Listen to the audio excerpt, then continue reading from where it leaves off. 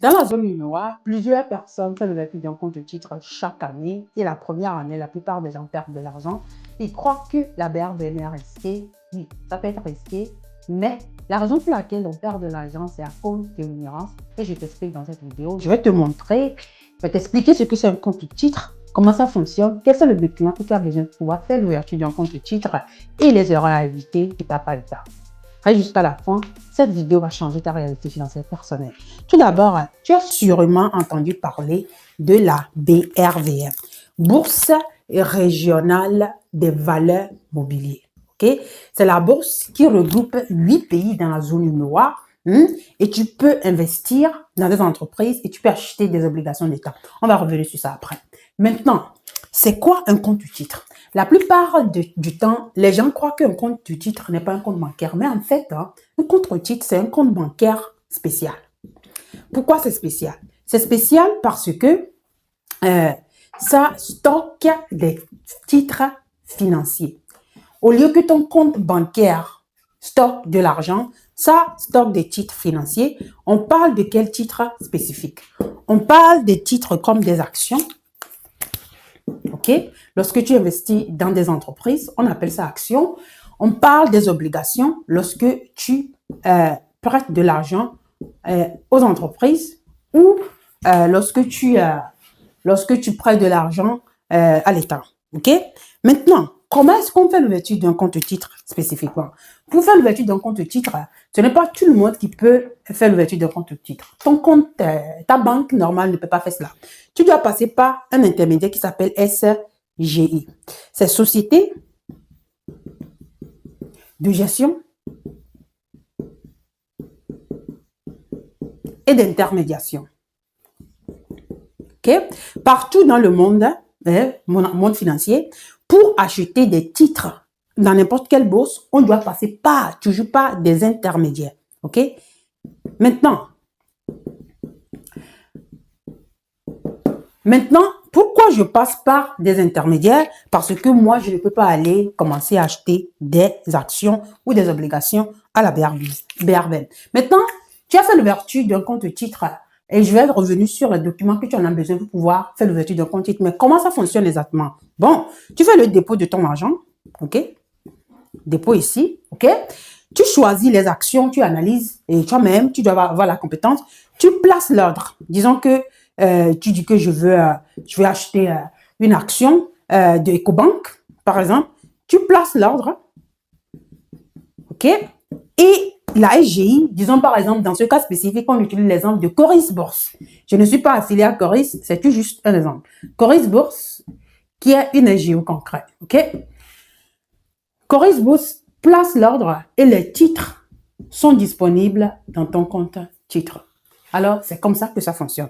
Maintenant, exactement, quels sont les documents que tu en as besoin pour pouvoir faire l'ouverture d'un compte titre? Tout d'abord, tu as rempli des formulaires. Tu dois avoir carte d'identité ou passeport, okay, quelque chose qui t'identifie.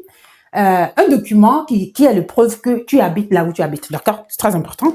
Maintenant, ce qui est très intéressant à comprendre, c'est que aujourd'hui, lorsque tu veux acheter des titres, tu achètes des titres dans des entreprises réelles dans la zone UNOA, comme EcoBank. OK? Et comme Nestlé. Le Milo qu'on boit chaque matin, là, Nestlé. OK? Tu achètes des entreprises, sucrevoirs, le sucre que tu utilises là, OK? Et tu achètes des actions de Palm CI. Ils font des produits de palme à huile. Des grandes entreprises, ce sont des entreprises réelles qui génèrent des revenus chaque année. OK? Maintenant, ce qu'il faut comprendre, c'est que tu peux aussi prêter de l'argent à l'État. Au lieu que l'État va à l'Occident prêter de l'argent, toi, tu peux prêter de l'argent à l'État au Togo et l'État béninois, d'accord, pour construire des routes, des hôpitaux, Sénégal, etc. OK? Maintenant, voici ce que la plupart des gens ne t'expliquent pas. À la BRBM aujourd'hui, on a 47 entreprises qui ont coté. 47. Maintenant, dans le contexte global, ce n'est pas intéressant parce que si on compare ça avec la bourse américaine qui a des milliers d'entreprises, ce n'est pas intéressant. Mais lorsqu'on compare ça avec les bourses en Afrique, on est la 5e plus grande entreprise bourse dans la zone UMOA aujourd'hui. Et il y a des milliards de transactions qui tournent autour de la bourse chaque année. Alors, c'est intéressant. Maintenant, ce que la plupart des gens ne te disent pas, c'est que si tu veux vraiment créer de la richesse générationnelle, richesse sur le long terme, avoir la liberté financière personnelle, tu ne devais pas seulement se focaliser sur l'investissement à travers des comptes titres seuls. OK? Pourquoi je dis cela? Parce que il y a aujourd'hui des fonds communs de placement. OK? Ça, c'est un panier géré par des experts agréés, SGO. Eux, ils prennent le panier puis ils achètent plusieurs titres à la BRVR qui ont des rendements aujourd'hui de 10%, de 13%. Oui, tu as aussi besoin de l'éducation financière personnelle, mais tu n'as pas besoin de les gérer, les portefeuilles, chaque jour, chaque année, chaque semaine. OK? Tu rééquilibres de temps en temps.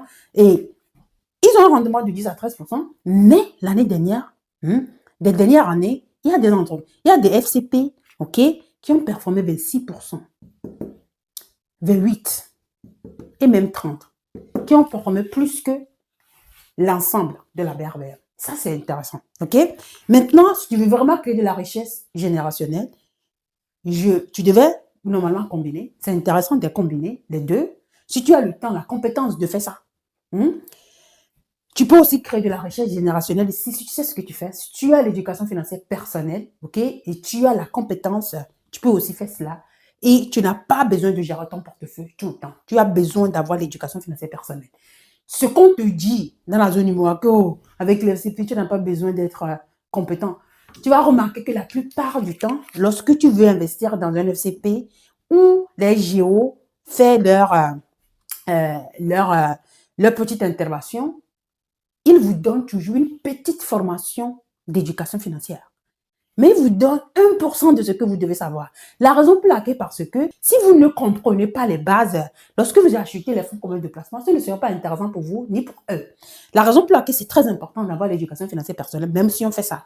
Maintenant, si on combine les deux, ça devient super intéressant. OK? Et si on n'a pas le temps, on fait les fonds communs de placement, on peut aussi créer de la richesse générationnelle sur le long terme. Maintenant, tu as compris ce que c'est un compte titre. C'est un compte bancaire spécial qui stocke les titres actions. Ça, c'est pour ton futur. OK? Et tu dois passer par des SGI, des intermédiaires pour faire l'ouverture d'un compte. Et pour faire l'ouverture d'un compte, tu as besoin des documents, et ta carte d'identité, preuve que tu habites là où tu habites, et facture d'électricité, etc. Tu remplis les formulaires. Lorsque ton compte est à titre, tu fais les analyses des titres, tu choisis les titres, tu fais le dépôt de l'argent, tu places l'ordre chez c'est la gestionnaire, la SGI, et tes titres sont disponibles dans ton compte titre. Tu peux les vendre, et si tu as acheté des titres dividendes, on peut te payer des dividendes dans ton portefeuille, tu continues à les réinvestir.